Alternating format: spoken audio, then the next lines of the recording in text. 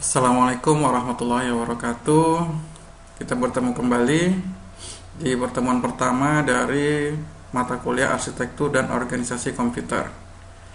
Untuk pertemuan pertama kali ini kita akan membahas sedikit mengenai pengantar dari mata kuliah ini. Baik, kita langsung saja masuk ke materi awal yang akan kita pelajari, yaitu apa sih komputer itu.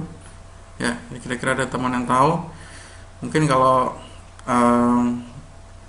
pengetahuan kita simpel yang dulu adalah komputer adalah mesin hitung, ya. Karena memang awalnya dulu komputer ditemukan fungsinya hanya untuk menghitung. Tapi apakah hanya sebatas itu saja pengertiannya? Mari kita lihat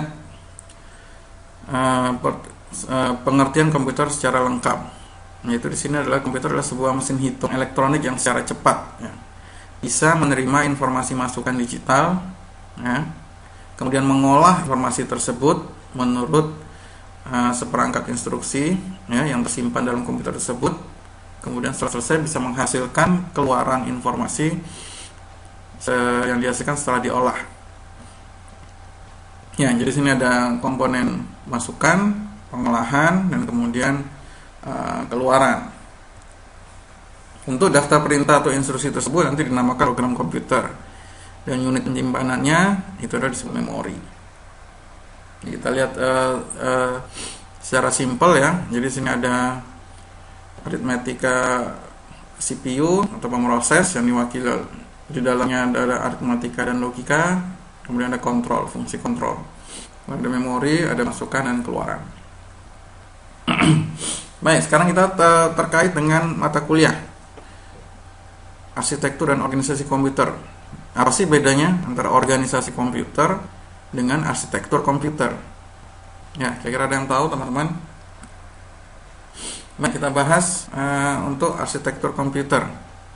Ya, jadi kalau di sini arsitektur komputer itu berkaitan dengan atribut-atribut, ya, yang mempunyai dampak langsung pada eksekusi logis sebuah program.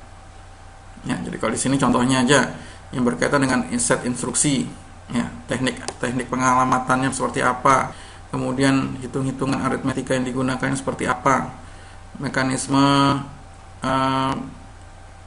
kerja input dan output, ya, itu seperti apa, jumlah bit yang digunakan berapa, ya. Jadi lebih ke atribut-atribut yang mempunyai berkaitan langsung dengan eksekusi program.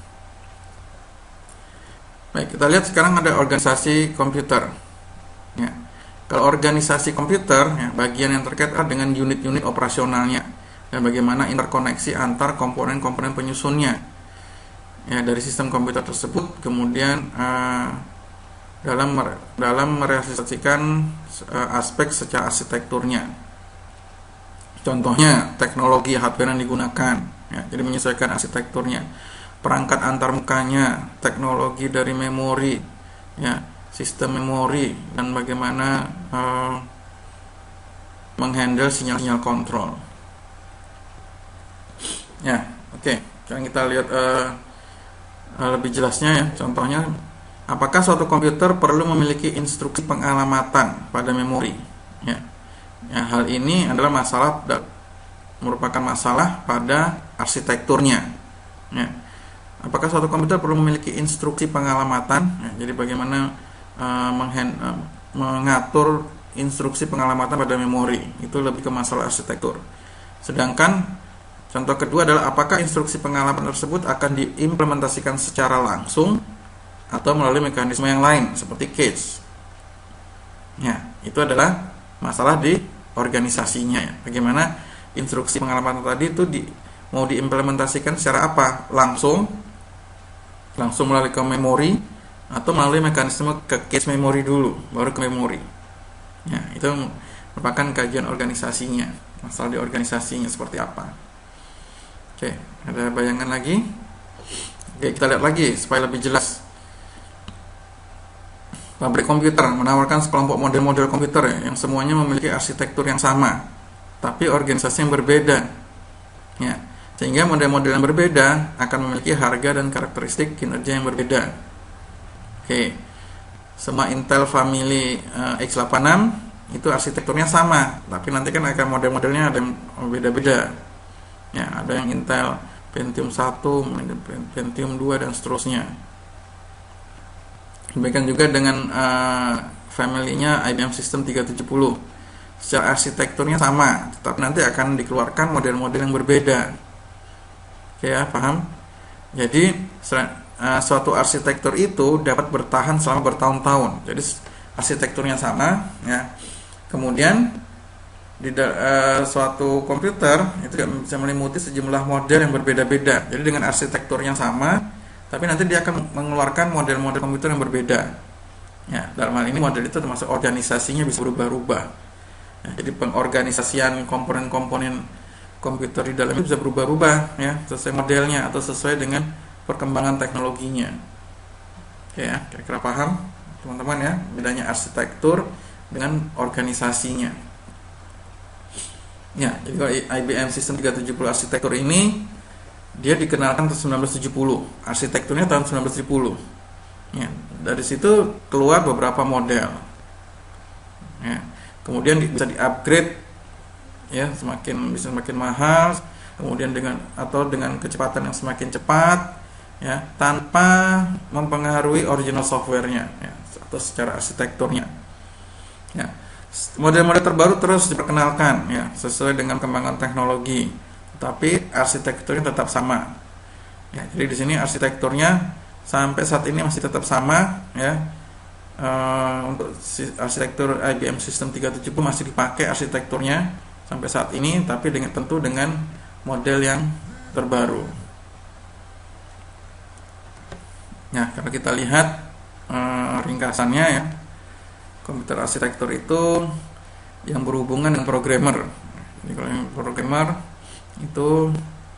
programmer lebih ke arsitekturnya.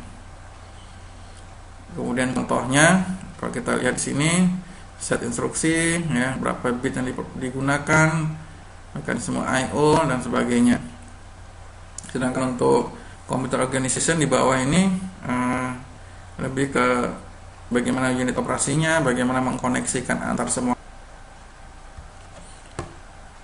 Kemudian kita masuk ke struktur komputer.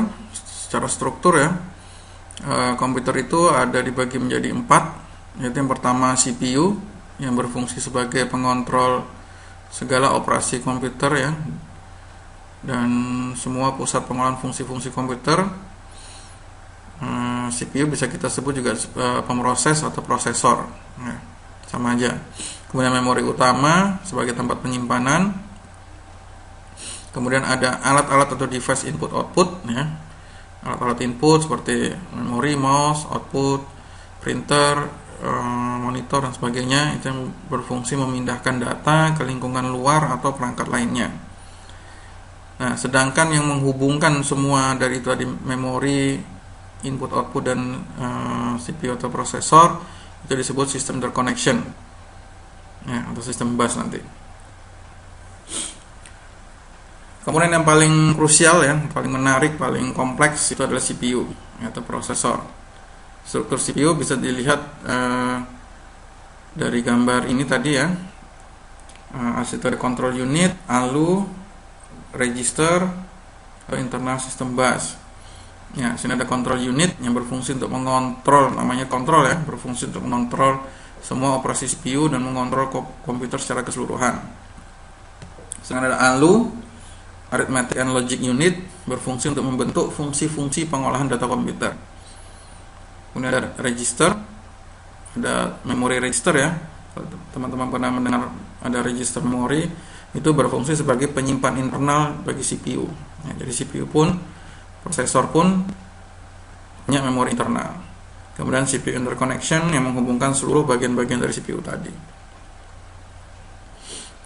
Ya, jadi kalau kita lihat secara singkat, ya, jadi ada input output,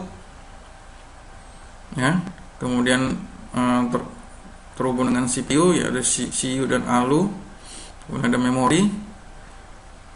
Tentunya input dan output akan terhubung menggunakan port, ya. Ada serial port, parallel port, USB port dan sebagainya. Nah, kemudian yang menghubungkan semuanya itu adalah sistem interconnection atau bus. Bus pun nanti ada macam-macam ya, data bus, control bus, dan address bus. Oke, nanti ini kita bahas nanti. Untuk CPU, tugasnya mengendalikan operasi komputer dan melakukan pengolahan data. Caranya mengambil instruksi yang dikodekan secara biner dan dari memori utama. Ya, jadi dia mengambil instruksi yang sudah dikodekan secara biner dari memori utama, kemudian dia mendekode instruksi tadi menjadi proses-proses sederhana. Kemudian dia juga yang nanti melaksanakan proses-proses tersebut. Ya, operasi-operasi CPU itu umumnya hanya dikategorikan menjadi tiga operasi ya. Yang pertama operasi aritmetika. Ya, ini hitung-hitungan ya, tambah, kurang, kali, bagi, dan sebagainya. Kemudian ada operasi logika, ya, OR, AND, XOR yang pernah dengar, inversi dan sebagainya. Kemudian operasi pengendalian, ya, operasi percabangan, lompat, ya, jump, ya, dan sebagainya. Oke, kalau kita lihat chip prosesor itu terdiri dari beberapa core, ya, ada beberapa cache. Nanti kita bahas untuk cache atau register memori yang ada di dalam prosesor. Kemudian nanti ada core pun nanti dibagi menjadi di dalamnya ada beberapa lagi ya, ada ALU, ya, ada data cache, instruksi cache, dan sebagainya. Ya, jadi kalau kita lihat komponen-komponen CPU tadi, control unit itu berfungsi mengendalikan operasi yang dirasakan sistem komputer, lalu berfungsi melakukan operasi aritmetik dan logika yang tadi, hitung-hitungan. Sedangkan register merupakan tempat penyimpanan internal bagi di dalam CPU, ya, otomatis dia adalah memori yang sangat cepat, ya, karena dia di dalam CPU. Oke, untuk control unit secara detail ya, tugasnya mengatur dan mengendalikan semua peralatan yang ada pada sistem komputer ya. Kapan alat input menerima data, kapan data diolah, serta kapan nanti harus ditampilkan di output. Mengartikan instruksi-instruksi dari program komputer ya, membawa data dari alat input ke memori, mengambil data dari memori utama untuk diolah, mengirim instruksi ke ALU jika ada operasi hitung-hitungan ya, atau operasi logika, membawa hasil pengolahan data kembali ke memori utama lagi untuk disimpan. Nanti pada saatnya akan disajikan ke output. Ya, misalnya ya, fungsi secara singkat. Untuk ALU melakukan semua operasi ya, aritmatika, misalnya sirkuit elektronik untuk penjumlahan disebut adder. Melakukan keputusan dari suatu operasi logika, kemudian bisa dengan dua operan, misalnya yang paling simple yaitu sama dengan, tidak sama dengan, lebih kurang, lebih sama, lebih besar ya, lebih besar atau sama dengan, dan sebagainya. Nah, untuk memori nanti kita akan bahas lebih mendalam di bab memori ya. Jadi intinya memori itu sebenarnya ada tiga ya. Memori utama ya, yang biasa sering kita sebut RAM ya, untuk menyimpan instruksi dan data yang akan diproses. Nah, kemudian yang kita kenal juga biasanya memori sekunder atau storage, yaitu hard disk, USB, dan sebagainya. Nah, biasanya kan kita kurang dengar adalah memori register ya. Memori register itu sama, dia lebih digunakan untuk menyimpan instruksi dan data yang sedang diproses, karena dia adalah letaknya di dalam prosesor ya. Nanti akan kita bahas lebih lanjut. Untuk register ya, alat penyimpanannya kecil ya, karena dia ada di dalam prosesor, maka kecepatannya mengikuti kecepatan prosesor ya, cukup tinggi. Biasanya dia digunakan untuk menyimpan data dan instruksi yang sedang diproses ya. Sedangkan instruksi yang menunggu di giliran proses masih disimpan dalam memori utama. Jadi dia tempat menyimpan instruksi-instruksi yang sedang diproses saat itu ya. Sehingga kenapa supaya CPU bisa lebih cepat untuk memprosesnya. CPU diibaratkan sebagai otak ya, yang punya ingatan register dan pengendali organ tubuh atau CPU control unit tadi. Kemudian untuk perangkat I/O, input output ya, device-device seperti kita kenal, mouse, keyboard ya. Untuk outputnya printer, monitor, dan sebagainya. Perangkat I/O itu sebenarnya ada dua bagian ya, yaitu komponen mekanis, yaitu hardware itu sendiri, dan juga ada komponen elektronik, Itu biasanya berupa chip controller ya. Kemudian interkoneksi antar komponen itu semua, biasanya disebut bus. Ya, jadi berkaitan dengan tata cara hubungan antar komponen-komponen sistem komputer. Ya, jadi dia menghubungkan CPU dengan memori utama ataupun dengan alat-alat input atau output. Ya, jadi ini ada istilah MDR dan MAR, bisa teman-teman baca sendiri.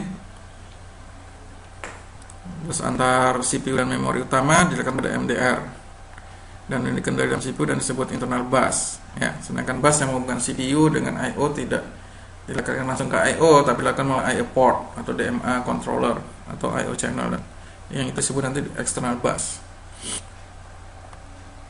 Ya, dari digambar tadi bus itu ada 3 macam. Ada address bus. Address bus itu ya namanya address, dia lebih ke memberikan alamat ya dari memori port yang hendak diakses. Biasanya ada berapa jalur sinyal paralel, 16, 20 atau 24. Sedangkan data bus itu biasanya mengirim datanya ya. Berisi channelnya, sinyal paralelnya biasanya 8, 16 atau 32 jalur. Sedangkan control bus itu lebih ke pengontrol ya. Sinyal-sinyalnya antara lain memory read, memory write, I/O read, dan I/O write. Nah, terakhir adalah fungsi komputer. Pada prinsipnya sebenarnya fungsi komputer itu cuma ada 4 ya, yaitu pengolahan data, mengolah data ya, kemudian untuk menyimpan data, kemudian memindah data, kemudian untuk controlling, untuk kontrol. Nah, kita lihat untuk fungsi pemindahan data ya, jadi hanya memindahkan data, berarti dia hanya dari move one hanya berarti kontrol saja. Jadi hanya memindah data, jadi dia tidak melibatkan storage sama processing. Kemudian untuk fungsi untuk menyimpan data, itu data bisa langsung melibatkan storage ya. Jadi dari luar dia untuk menyimpan data melibatkan storage.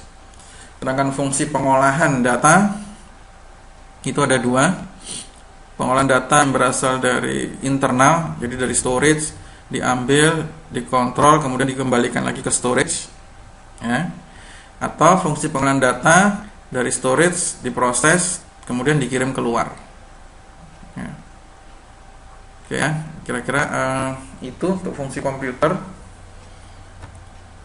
Untuk referensinya ya, saya memakai William Stalling Computer Organization Architecture untuk edisi 10 2016.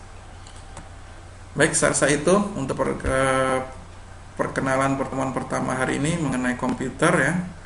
Semoga bermanfaat dan bisa menjadi ilmu bagi kita semua. Terima kasih atas perhatiannya. Wabillahi taufiq wal hidayah. Wassalamualaikum warahmatullahi wabarakatuh.